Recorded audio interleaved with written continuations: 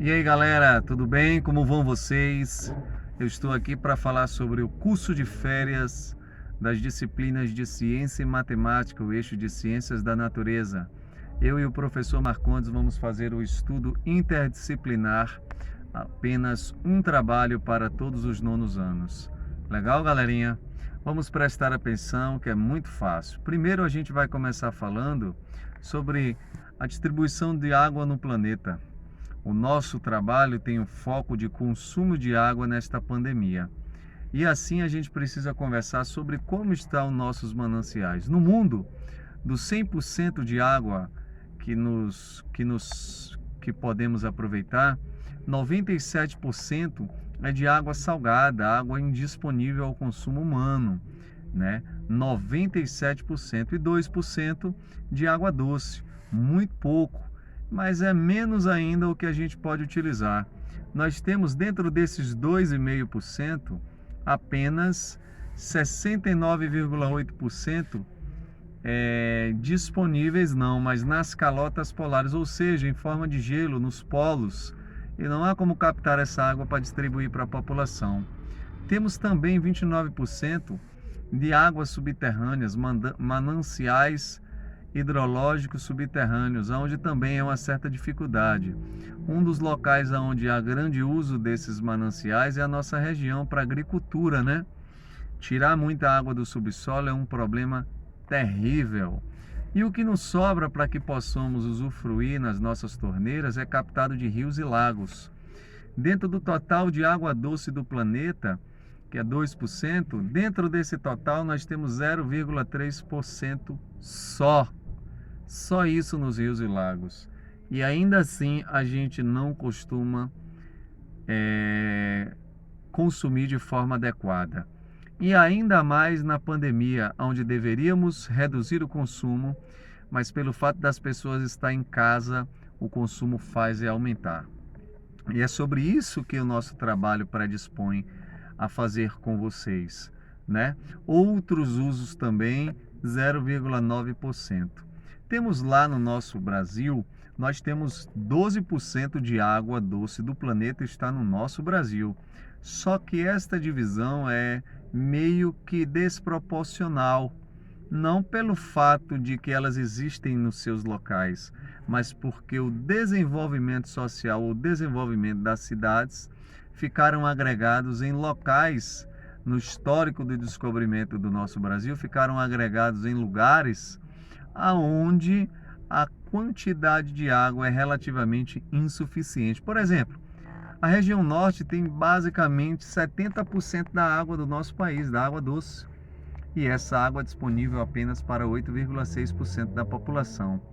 Diga-se de passagem que lá muita gente não tem acesso à água potável, água para beber. Você veja que situação. Outra situação também é a nossa. Com 3% da água doce disponível no nosso Brasil, com 3% apenas para 27,6% da população do Brasil. Pouca água para muita gente, né?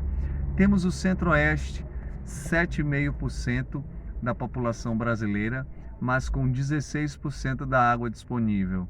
Lá onde está o aquífero Guarani, grandes leitos de rios, grandes chapadões existem nessa região onde o acúmulo de água é bacana, mas a agricultura acaba com tudo, agricultura e pecuária nessa região, né?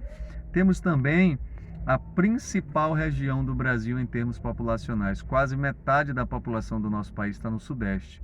E lá eles se viram com apenas 6% da água disponível do nosso Brasil. E a região Sul, com 14,3% da população e apenas 7% da água disponível. Já aqui no Nordeste, nós temos um problema também gigante pela falta de água.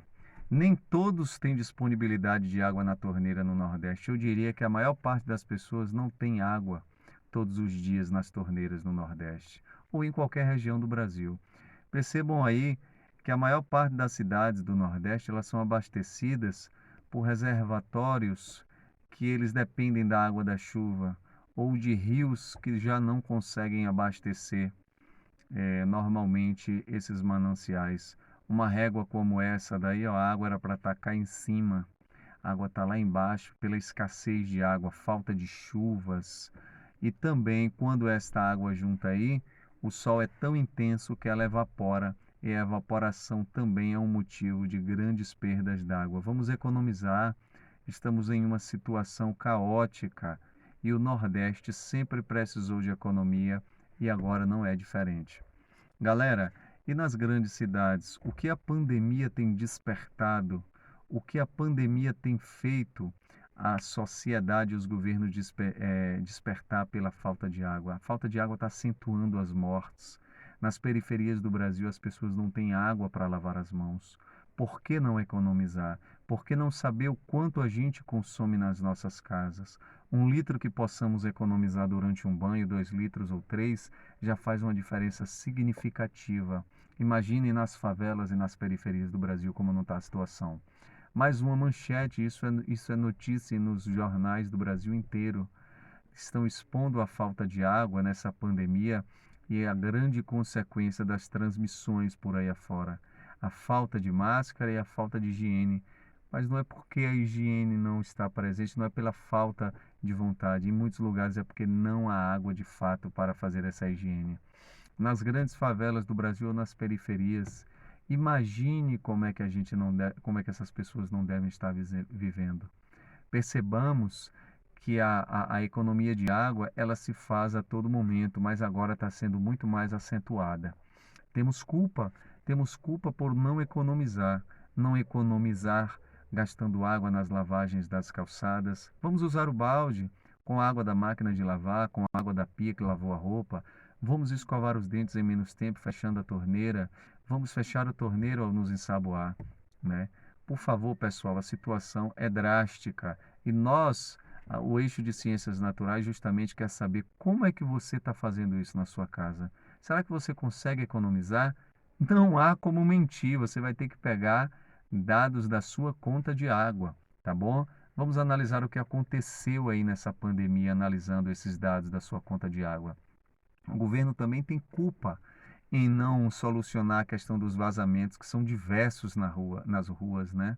Tem que dar manutenção, não é apenas consertar e agir de forma preventiva. E a gente percebe no nosso estado em base, em alguns lugares o SAAI, por exemplo, em Xique-Xique, Sistema de Abastecimento Autônomo de Água e Esgoto, Xique-Xique e Juazeiro, não depende de Embasa, né? E por aí afora, pessoal. Precisamos economizar. Eu gostaria que vocês percebessem agora como será cobrado essa análise da conta de vocês, como vocês deverão fazer esse trabalho. Tudo bem? Acompanhe agora o professor Marcondes, que ele vai dar maiores informações de como nós faremos essa atividade. Um abraço, fiquem com Deus.